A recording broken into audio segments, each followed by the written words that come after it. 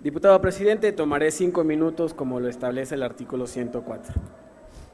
Adelante, diputado. Gracias. Compañeros y compañeras diputados, los pueblos originarios son quienes mejor ejemplifican la valentía y dignidad dedicada a la defensa de la voluntad de vivir. Haber nacido y crecido en Chiapas, en una ciudad como San Cristóbal de las Casas, me ha permitido observar de cerca este proceso de lucha indígena, reconociendo, por un lado, las aflicciones que aún hoy, en pleno siglo XXI, muchos y muchas padecen por causa de la discriminación.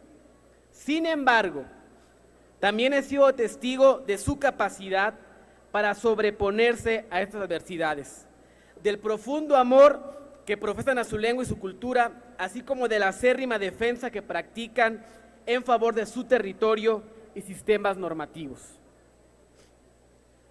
De estas experiencias que se repiten en cada una de las 25 regiones indígenas que existen en todo el territorio nacional, he aprendido que México debe entenderse como un país plural, multilingüe y diverso.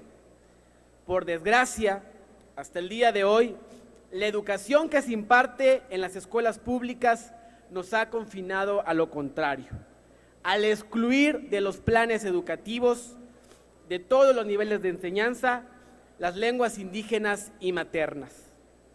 Basta ya de discutir la adhesión de una lengua a una cultura hegemónica. Es tiempo de defender la propuesta de tejernos como sociedad, como pueblo, como un mismo entramado. Es por ello que exhorto a esta soberanía a respaldar con su voto esta iniciativa que reforma la fracción séptima del artículo 13 de la Ley General de Derechos Lingüísticos de los Pueblos Indígenas, mediante la cual se busca abrir un nuevo espacio a la enseñanza de las lenguas indígenas. Al aprobarse, esta reforma generará un ambiente favorable a la preservación y reproducción de las lenguas indígenas, pues las instituciones del Estado mexicano estarán obligadas a promover en el ámbito de su competencia su enseñanza. Esto contribuirá al reconocimiento y protección de los derechos lingüísticos individuales y colectivos de los pueblos y comunidades indígenas. Entre sus perspectivas más interesantes, destaca la posibilidad de implementar programas de enseñanza de lenguas indígenas en el sistema de educación pública desde primaria hasta posgrado. Necesitamos preservar y seguir fortaleciendo la difusión de las lenguas indígenas. Compañeros y compañeras, pido que asumamos el compromiso de velar porque la riqueza de las más de 60 lenguas indígenas que hay en México no se siga diseminando con el tiempo.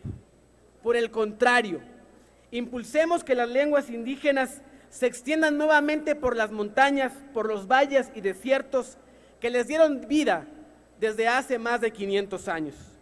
Que no haya un solo joven que deje de hablar su lengua por vergüenza, por ocultar su origen o por miedo a ser segregado.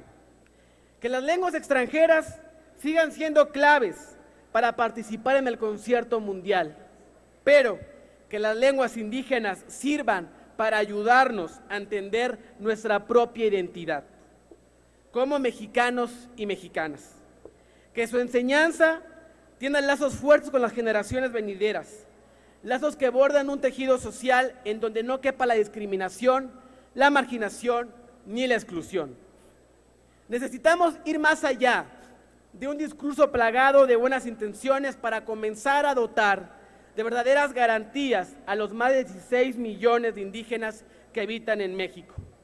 Pues como bien lo ha señalado el poeta Mardonio Carballo, haciendo referencia a esa situación de subordinación de la cultura indígena.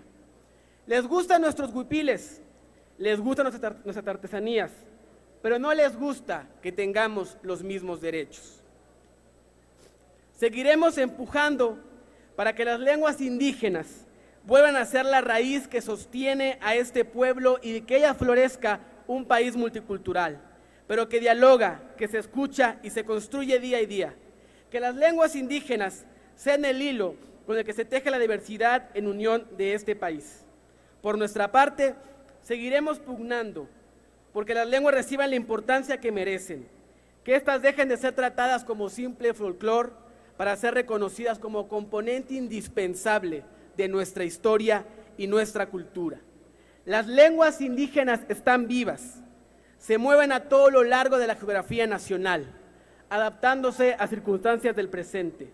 No son adornos del pasado, sino instrumento para forjar el futuro.